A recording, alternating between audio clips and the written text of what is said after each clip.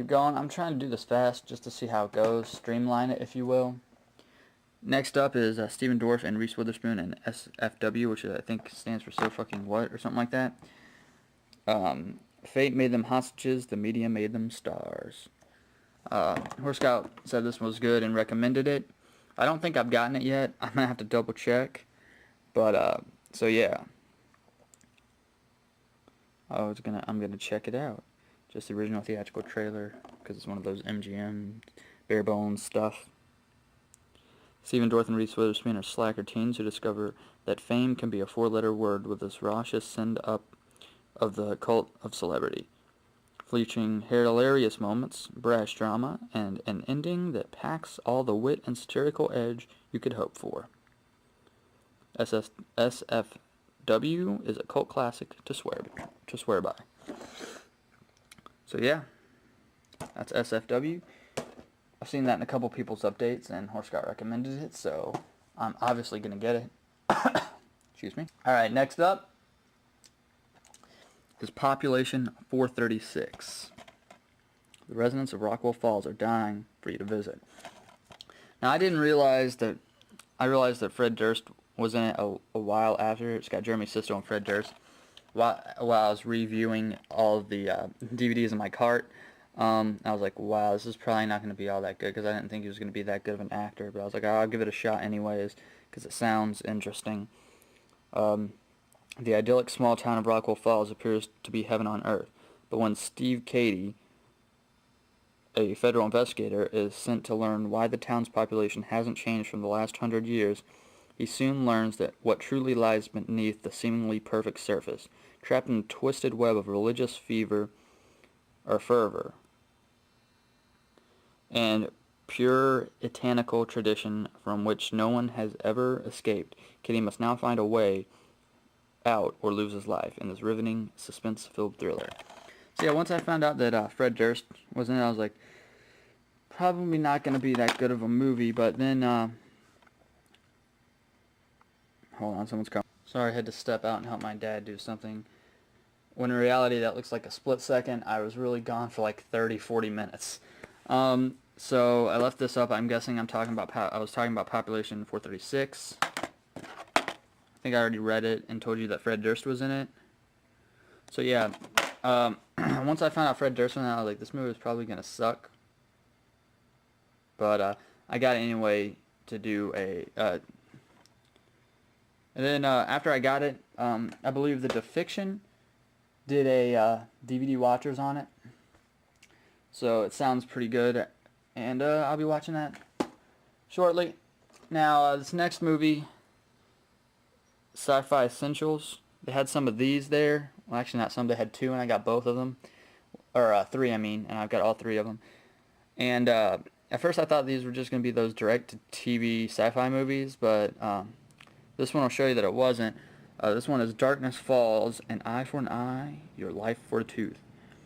For sheer terror, it rings around the ring. Who said that? Because they're an idiot. Scott Hero, maybe? Tech TV. Well, that was pretty dumb, Scott. That's a dumb quote if I've ever seen one. But okay, anyway. I should really stop making fun of people, because at least dude got a quote on the DVD, right? But, yeah, so, this was released in theaters, I believe, and I saw this on a movie channel, and I remember it being pretty good, but upon flipping it over and reading the plot synopsis, it sounds like a dumb movie, but I remember it, from what I remembered, it was actually pretty good. It's going to come in with this rated. Okay, it's PG-13, 84 minutes. As a young boy, Kyle claimed to have seen the Tooth Fairy. He also claimed she tried to kill him. Now, over 12 years later, Kyle has left that town. Left that town that never believed him. He has also left behind the two people who thought he was telling the truth: his childhood girlfriend Caitlin and her younger brother. And when evil emerges and darkness falls, Kyle must return to do battle with the winged creature of doom he saw that night so many years ago, because evil is back with a vengeance, and it's not leaving without Caitlin's brother. So yeah, from what I remember about seeing this on a movie channel when it first came out, and only once, it was pretty decent, so I'll give it a rewatch. Next up, hold on, I gotta pause to go get... I had to go grab another DVD from my room. This next one up is another Sci-Fi Essentials, and it's Bats. Fear Takes Flight. Flip her on over. There's the screenshots, special features, yada yada yada.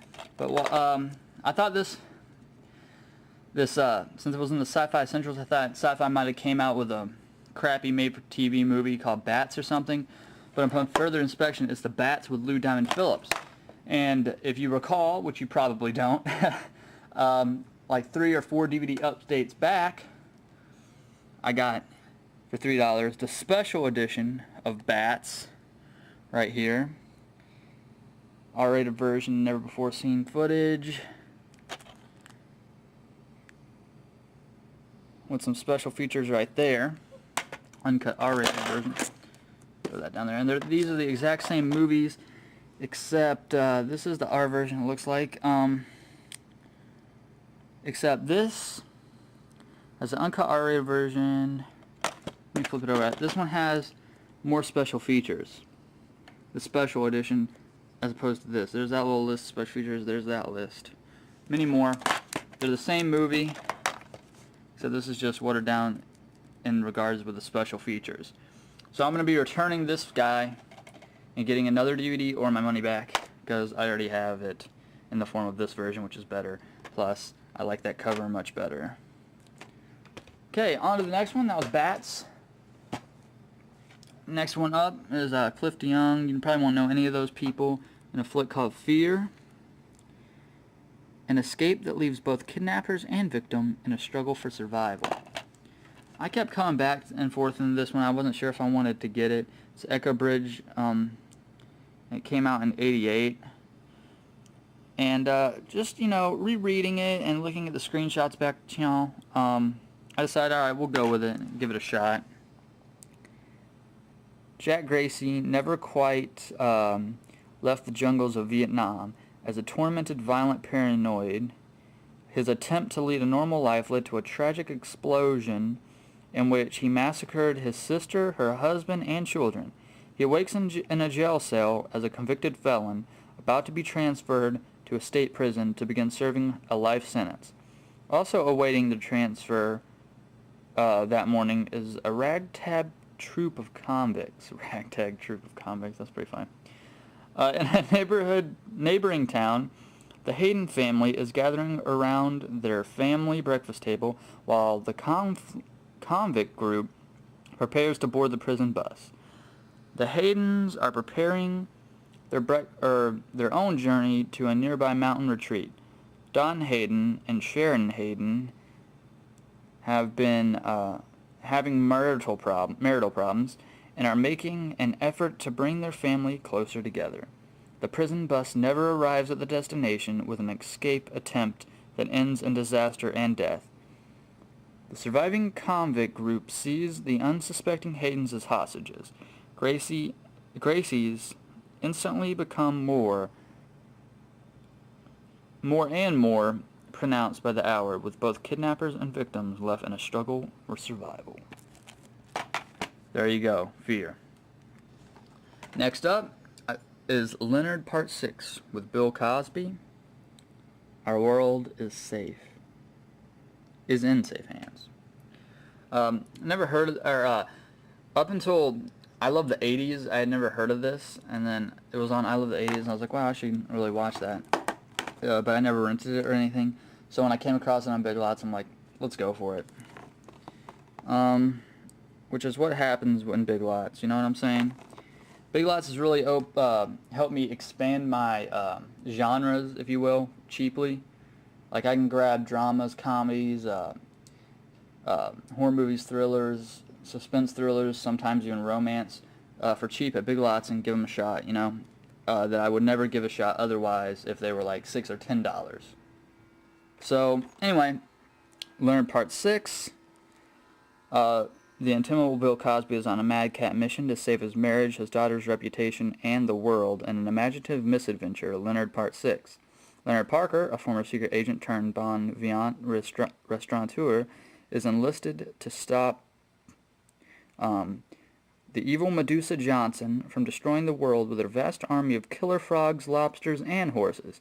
It's a tough assignment for a top-notch agent, but his troubles don't end there. Parker's trying to win back his ex-wife who dumped him 7 years ago, and his daughter's about to marry a man who's old enough to be her grandfather. But have no fear, whether it's an international crisis or a domestic dilemma, it's all in a day's work for Leonard and this wild, wacky comedy for Cosby fans of all ages. So yeah, Leonard Part 6 is go on.